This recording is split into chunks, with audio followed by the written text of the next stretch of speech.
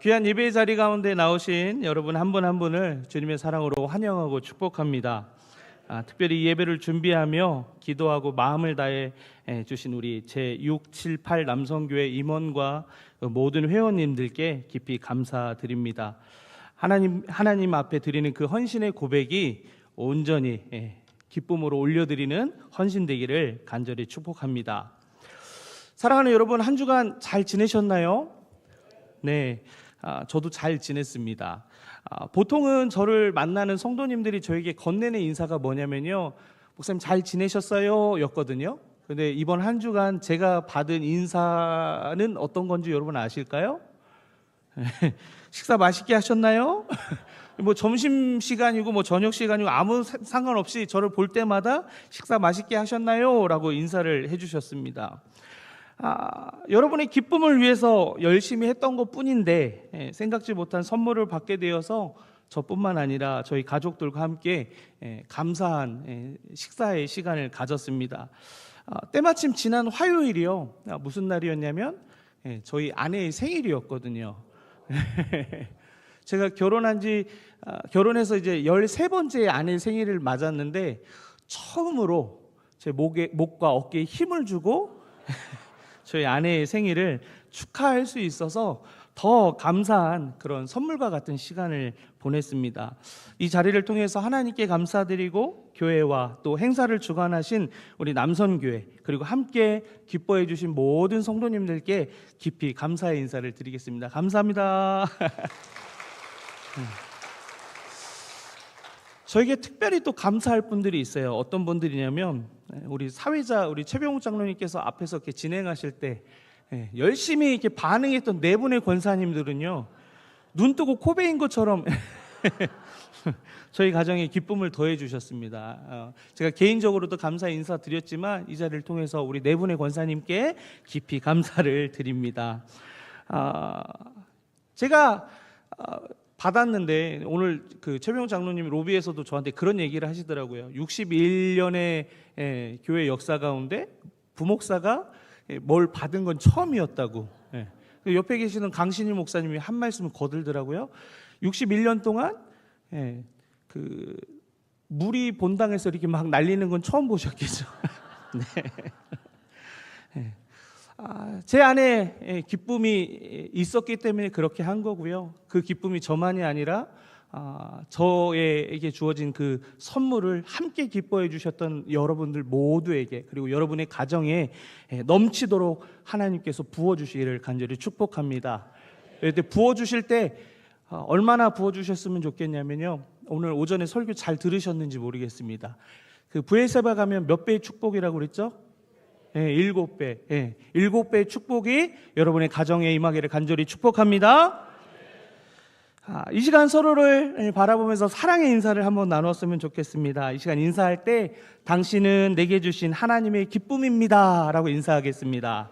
당신은 내게 주신 하나님의 기쁨입니다. 네. 한 번 더 이 시간 축복할 때 당신은 내게 주신 하나님의 선물입니다 하고 인사하겠습니다.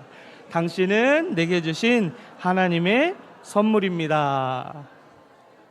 네. 이 분위기면 제가 한 번 더 물을 뿌려야 될 것 같은데. 감사합니다. 저는 요즘에 교회 안에 여러 성도님들 중에 가장 많은 대화를 나누시는 분이 있습니다. 그분이 누구이냐면 저희 삼교구의 회장이신 우리 민성순 권사님과 많은 이야기를 나눕니다. 왜냐하면 뭐 해야 될 일들이 많고 하다 보니까 어쩔 수 없이 그런 시간을 갖는데요, 오늘 남성교회 헌신 예배를 준비하면서 어떤 말씀을 나눌까 고민하던 중에 지난 주일 일부 예배 때 제가 저 자리에서 사회를 하면서 있었는데 그 봉헌 후에 찬송, 오늘 예배 시작하면서 불렀던 그 찬송가 50장을 부르는데 권사님께서 저에게 해주셨던 말씀 한마디가 떠올랐습니다. 어떤 말씀을 권사님께서 주셨냐면요, 동의도 안 받고 얘기합니다. 네. 권사님께서 저에게 어떤 얘기를 하셨냐면, 찬송가 50장 내게 있는 모든 것을 부르면 이어서 이어지는 가사가 뭐냐면 아낌없이 드리네 라는 가사로 우리는 고백합니다. 그런데 그 찬양을 부르지만 정말 그렇게 못 드리는 것 같다라는 마음, 그것이 당신의 마음에 늘 이렇게 불편함이 있습니다라는 얘기를 저한테 해주시더라고요. 참 솔직한 고백이라고 생각해요. 이런 고백조차 없는 사람은 변화의 의미가 변화될 수 있는 여지가 없거든요. 하나님의 은혜 가운데 들어가는 사람의 특징이 뭐냐면요, 자기가 죄인인 것을 인정해요. 죄인인 것을 인정해야만 하나님의 구원의 은혜가 필요하거든요. 그러면 반드시 그에게 구원이 임하는 것처럼 권사님에게 다 아낌없이 드리지 못한다라고 하는 그 솔직한 고백 위에 하나님께서는 넘치는 물질을 부어주실 거라는 기대가 생겼고요. 그뿐만 아니라 권사님의 마음에 불편함이 없이 하나님, 내가 이 찬송을 부를 때마다 나의 고백으로 드립니다 라고 하는 은혜를 우리 권사님에게 주실 것 같다라는 기대가 생기게 되더라고요. 그렇게 되기를 축복합니다. 권사님, 그렇게 되면 제 덕입니다. 여러분, 그 말씀이 떠오르면서 저에게도 질문이 하나가 생겼습니다. 어떤 질문이었냐면, 과연 나는 하나님께 아낌없이 드리고 있는가? 권사님만의 고민이 아니라 오늘 이 자리에 있는 모든 성도님들이라면 한 번쯤은 이런 고민을 해보셨을 것 같습니다. 하나님께 드린다고 하면서 어쩌면 여유 있을 때, 힘이 남아 있을 때, 내가 손해가 되지 않는 그 선까지만 드리고 있는 것은 아닐까? 그런데 내가 하나님께 온전히 드리고 있느냐, 이 물음에 앞서 이 이야기를 꺼내면, 내가 아니라 누군가가 이야기를 꺼내면 마음에 불편함이 생깁니다. 왜냐하면 헌신이 아닌 헌금하라는 얘기인가? 그런데 이 질문은요, 단순히 헌금에 관한 이야기가 아닙니다. 우리의 시간, 우리의 마음, 우리의 정성, 우리의 기도 제목, 삶 전체를 하나님께 어떻게 드릴 것이냐, 이것에 관한 질문입니다. 나는 아낌없이 드리고 있는가 하는 이 질문에 대한 대답, 여러분 궁금하시죠? 무엇이 답인지. 이 답은요, 오늘 본문의 말씀에서 살펴볼 수 있습니다. 예수님의 눈에 들어온 한 사람, 그 가난한 과부의 이야기를 통해서 오늘 우리가 아낌없이 드리고 있는가라는 이 질문에 답을 얻을 수 있다는 겁니다. 오늘 본문의 장면은요, 어디에서 시작되냐면요, 예수님께서 십자가를 지시기 불과 며칠 전이 되는 그때였습니다. 예루살렘 성전에서 마지막으로 가르침을 하는 중에 일어났던 일입니다. 예수님은 성전 안에 한켠에 앉아 계셨습니다. 그리고 그 자리에는 헌금함이 있었습니다. 예수님은 그 헌금함을 조용히 관찰하고 계셨습니다. 사람들이 어떻게 하는지 보려고요. 당시에 성전에는요, 헌금함이 몇 개가 있었냐면 13개가 있었다고 합니다. 이 13개가 곳곳에 오는 사람들이 빠짐없이 내라, 뭐 이런 의도도 있었겠지만, 어떤 의도를 가지고 있었냐면, 저희가 주일 예배 때 헌금을 할 때 여러 헌금 봉투들이 있지 않습니까? 뭐 주정 헌금 봉투가 있고, 감사 헌금 봉투가 있고, 11조 헌금 봉투가 있는 것처럼 각각의 그 헌금함에는 특별한 목적을 가지고 헌금을 하는 그 헌금함이었기 때문에 13개의 헌금함이 있었다고 합니다. 근데 여러분, 이 헌금함의 모양이 어떻게 생겼냐? 어떻게 생겼을까요?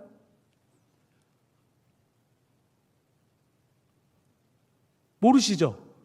몰라서 제가 있는 거예요. 이 헌금함이 어떻게 생겼냐면요, 나팔과 같이 생겼다고 합니다.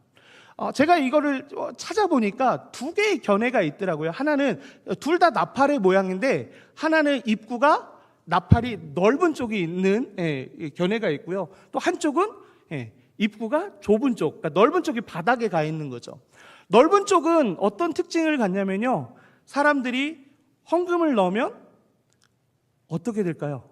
주둥이가 넓으니까 동전을 던지면 그 소리가, 깔때기에 우리가 입을 대고 소리를 내면 넓게 소리가 크게 퍼지잖아요. 그런 것처럼 주둥이가 넓으면 돈을 넣으면 그 돈 소리가 쨍그랑하고 크게 나는 거예요. 그래서 누가 헌금을 했는지, 얼마나 많이 넣는지를 그 소리를 통해서 듣게 되는 거죠. 또 한편으로는요, 입구가 작으면, 어떤 이유 때문에 입구가 작냐면 그 당시에도 헌금 도둑이 있었대요. 그러니까 헌금 그 동전만 넣을 수 있는 크기의 주둥이가 있었고, 돈을 넣으면 손은 안 들어가는 거예요. 그러니까 헌금만 넣을 수 있는 거죠. 그런데 주둥이가 작으면 헌금 내는 사람이 많은 헌금을 갖고 오면 어떻게 되겠어요? 한 자리에서 오래도록 넣겠죠. 그러면 그 모양을 가지고 있는 헌금함에서는 이 사람이 얼마나 많은 헌금을 드리고 있는지를 그 자리에 서 있는 모습을 통해서 추측할 수 있다라는 겁니다. 그래서 사람들은요, 그 헌금함에 헌금하는 것을 들리는 소리로, 혹은 거기에 서 있는 것으로 짐작할 수 있고, 많은 사람들은 거기에 누가 많이 하나 하는 관심을 가지고 지켜보기도 했을 것입니다. 사람들은 그 앞을 지나며 헌금을 드렸습니다. 여러 부자들이 많은 헌금을 넣었습니다. 많은 동전이 떨어지면서 찰랑거리는 소리를 내어서 다른 사람의 시선을 끌기도 했고, 그 헌금을 넣으러 가는 발걸음, 헌금을 넣고 돌아서는 그 발걸음도 왠지 자신감이 넘치는 그런 모습들도 보이지 않았을까 싶습니다. 그런데 한 여인이 등장합니다. 성경은 그 여인을 무엇이라고 말하냐면 가난한 과부라고 부릅니다. 여러분, 당시 유대 사회에서 과부는 어떤 존재인지 잘 아시나요? 종종 설교 때 이런 얘기들 들으셨을지 모르겠지만요, 지금은 뭐 이혼해도 여성분들 너무나 사회 안에서 당당하게 살아가는 그런 모습들도 봅니다. 하지만 이 당시에는 과부가 되면 남편을 잃게 된 그 상황 안에서 재산도 없고요, 사회적 보호도 받지 못하는 아주 처량한, 불쌍한 그런 존재였습니다. 이쯤 되면 목사님이 계속 과부 얘기, 여자 얘기하니까 우리 오늘 헌신 예배의 중심에 계신 6, 7, 8 남성교회 여러분들은 어떤 마음이 들죠? 나랑 상관없는 얘기 하나? 하고 슬슬 우리의 영혼이 교회 밖으로 나가는 그런 신비한 체험을 하게 될 겁니다. 그런데 여러분, 집중해서 들으셔야 합니다. 왜냐면요, 우리에게 신랑 되시는 분이 누구시죠? 예수님이에요. 그 예수님이 우리에게 없으면 우리는 뭐가 될까요? 영적 과부가 됩니다. 뿐만 아니라요, 우리 6, 7, 8 남성교회 이 남성 회원님들의 진실한 믿음의 고백이 없으면요, 여러분은 살아있지만 여러분의 아내에게 여러분들은 어떤 존재냐면요, 영적으로 죽은 남편이거든요. 그리고 영적으로만 죽는 것이 아니라 실제로 육으로도 죽은 남편이 되는 거예요. 그러면 여러분의 아내를 어떻게 만들죠? 영적 과부와 실질적인 과부로 만드는 거예요. 그래서 귀를 쫑긋 세우시고 들으셔야 합니다. 잘됐다 하고 지금 작정하고 안 들으실 건가요? 네, 아니시죠? 네. 그러면 다시금 이 말씀에 집중해 주셨으면 좋겠습니다. 누구보다 가장 가난하고 가장 외로운 사람, 그리고 누구도 주목하지 않는 사람이 과부인데, 예수님은 오늘 이 본문의 말씀에서 그 여인에게 주목하고 계셨다라는 거예요. 그 여인에게 주목할 이유가 있었습니까? 아니요, 없었던 것 같아요. 여인에 대해 설명하는 것을 보면 그럴 것이 없었습니다. 그녀의 손에 쥐어져 있었던 건 동전 2개, 2렙돈밖에 없었습니다. 당시에 하루 품삯을, 이 2렙돈의 가치가 어떻게 되냐면요, 당시에 하루 품삯의 64분의 1이 된대요. 64분의 1. 계산이 빠르신 분들은 계산을 하셨을지 모르겠습니다. 오늘날로 제가 다시 말씀을 드리면요, 요즘 하루, 제가 2025년 하루 그 시급을 검색했더니 1시간에 1030원이더라고요.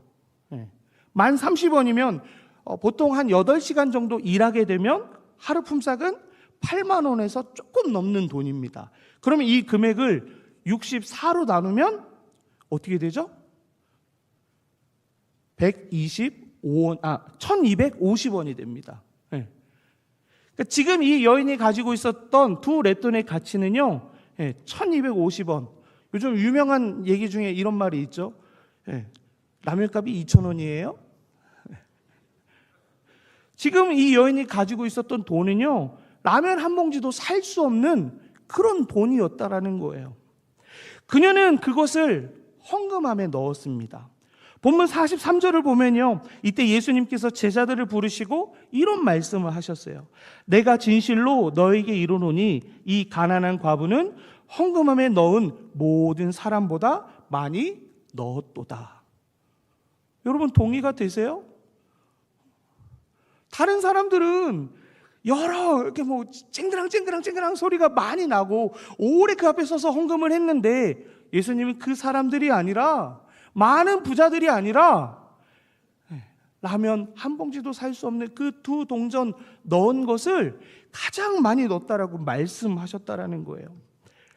예수님은 부자들의 그 헌금이 더 크지 않고 이 여인의 2렙돈이 더 크다라고 하신 그 이유를 이어지는 44절의 말씀에서 분명히 가르쳐주고 있습니다.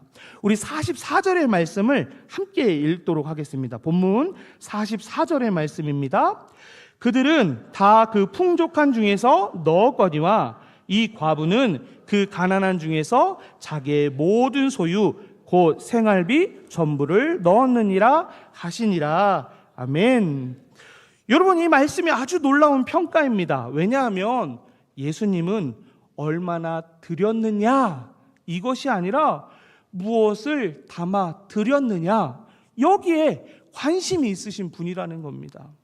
예수님께서 보신 것은 동전이 아니라 믿음이었습니다. 헌금의 양이 아니라 헌신의 깊이였습니다. 과부는 단순히 돈을 넣은 것이 아니라 하나님께 자신의 생명 전체를 맡기는 믿음의 고백을 드린 것입니다. 예수님께서 그 헌금을 보시고 귀하게 여기신 것이 바로 이것 때문이었습니다. 그녀는 자신이 가진 모든 소유, 성경에서는 생활비 전부라고 말하는 자신의 생존과 안전을 의미하는 그 돈을 하나님께 온전히 맡겨드렸습니다. 이렇게 말씀드릴 수 있는 이유가 있는데요, 생활비 전부, 그냥 생활비 전부라고 하면 되지. 제가 앞서 말씀드릴 때 뭐라고 말씀드렸냐면 생존과 안전을 의미하는 돈이라고 말씀드렸어요. 왜 이렇게 말씀을 드릴 수 있냐면요, 헬라어 원문을 보면 이 생활비 전부라는 이 단어가 어떤 뜻을 갖냐면 단순히 의식주를 해결할 수 있는 비용, 이게 아니라요, 과부가 생명을 유지하는데 필요한 비용 전부라는 의미를 갖는다라는 거예요. 그래서 이 생활비 전부는요, 단순히 그 한 끼를 먹고 지나갈 수 있는 그 가치가 아니라 그녀의 삶 전체를 드렸다라는 거예요. 이런 의미에서 그녀는 단지 2동전을 넣은 것이 아니라 자신의 삶 전체를 하나님께 드린 것입니다. 그녀가 드린 이 2렙돈은 우리의 눈에는 작고 사소해 보일 수 있습니다. 하지만 그녀에게 살아가는 마지막 수단이었기에, 내일을 위한 보장은 없이 하나님만을 바라보며 드리는 놀라운 신뢰의 표현이었기 때문에 이 돈은 그 어떤 것보다 값진 것이 되었다는 겁니다. 그녀는 헌금 앞에서, 하나님 앞에서 계산하지 않았습니다. 자신이 가진 마지막, 어쩌면 죽을 수 있는 그 생명을 하나님 앞에 드리는 엄청난 믿음의 모습을 그 헌금함에 던져 넣은 것입니다. 여러분, 우리는 어떻습니까? 계산하지 않고 하나님 앞에 드리고 계십니까? 다 어디 가셨어요? 바빠서 기도하러 못 가요. 여유가 생기면 그때 섬길게요.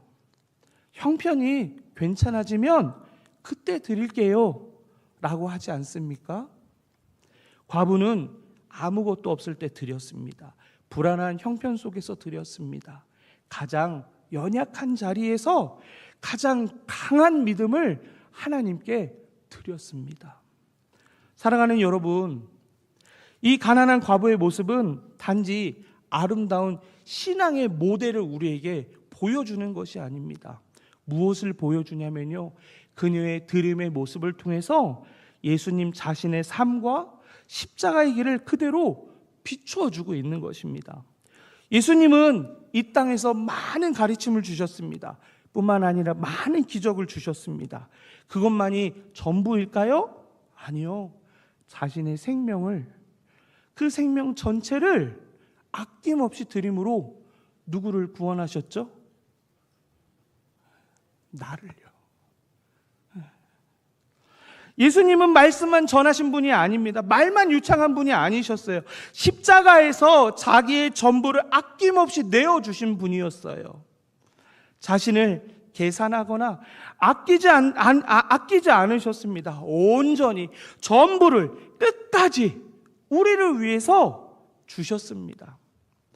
우리는 예수님의 그 아낌없는 사랑을 받은 사람입니다. 그 사랑을 우리가 받고 누릴 때에 우리의 믿음은 어떻게 되는지 여러분 아세요? 아낌없이 드리는 믿음이 됩니다. 우리가 아낌없이 드릴 수 있는 그 믿음으로 나아갈 수 있는 것, 먼저 우리가 우리를 위해서 아낌없이 주신 예수님의 사랑을 입을 때, 그 사랑을 경험할 때 우리가 그렇게 될 수 있다라는 겁니다. 그렇다면 우리는 그 사랑을 받은 자라고 하면 오늘 우리는 어떻게 응답해야겠습니까? 정말 아낌없이 드리고 있습니까?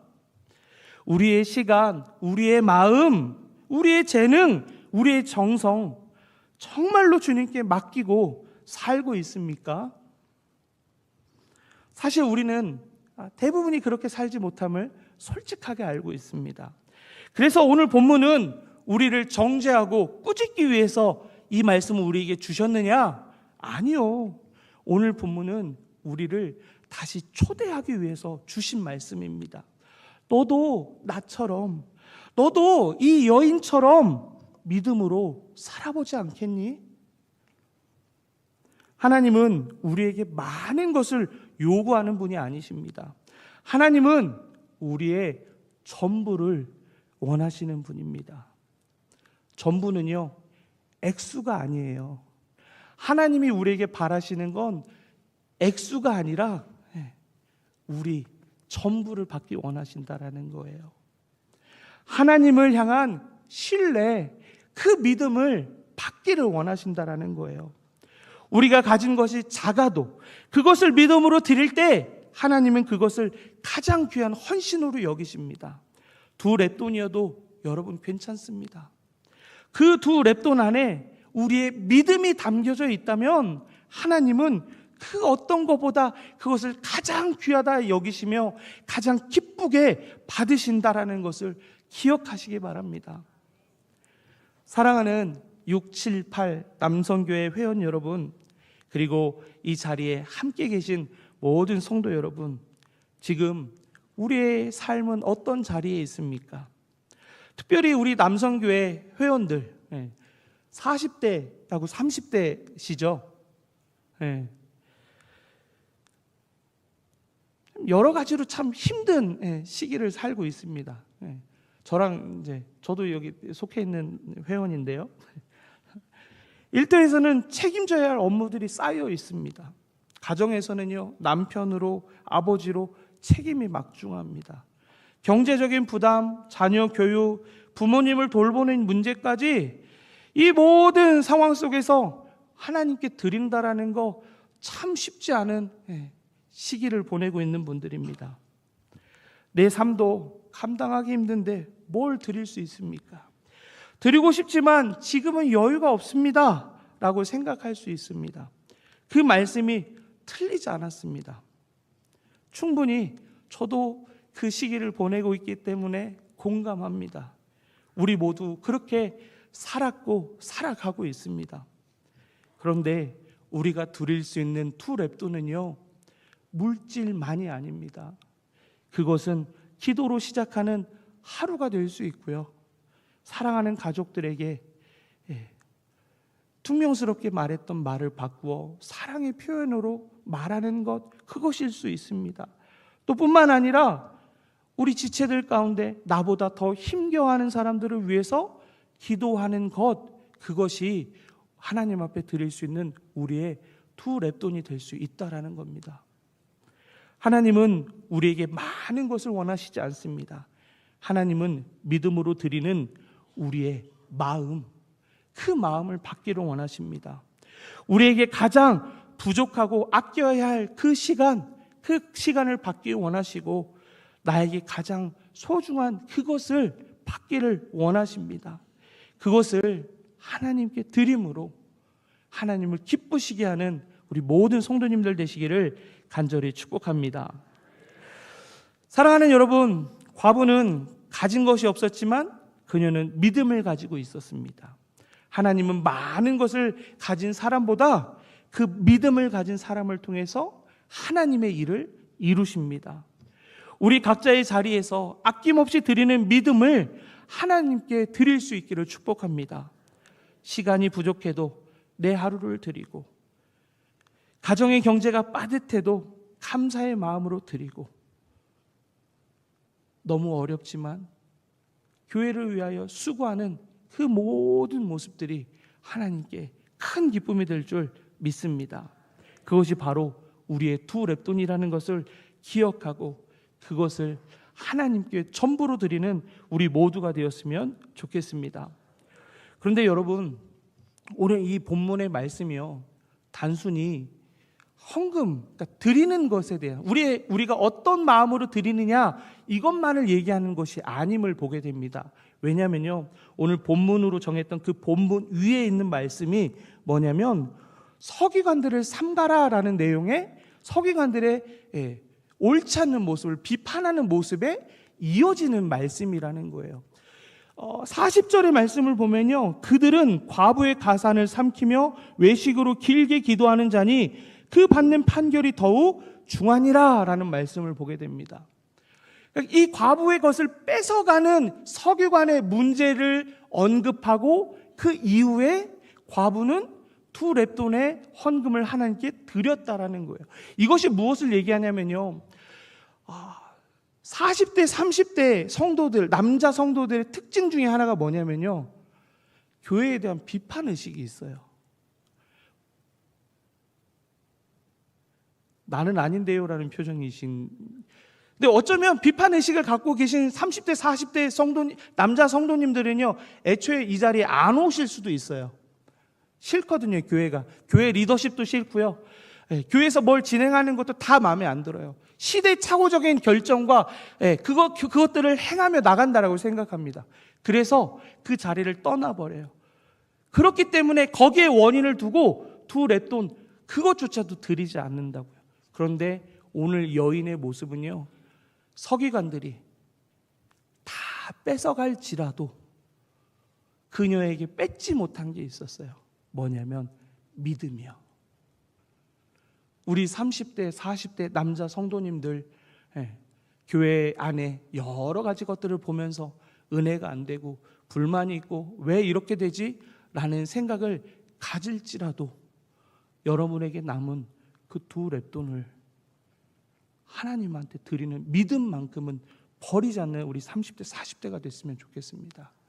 그래서 여러분을 통해서 하나님의 교회를 더 건강하게 세우고, 여러분이 30대 40대를 지나 50대 60대가 되었을 때 여러분 후배 30대 40대 남자 성도들에게 불만이 아니라 비평이 아니라 따뜻하게 품어줄 수 있는 그런 믿음의 선배들 되셨으면 좋겠다 하는 마음으로 오늘 말씀을 준비하게 되었습니다.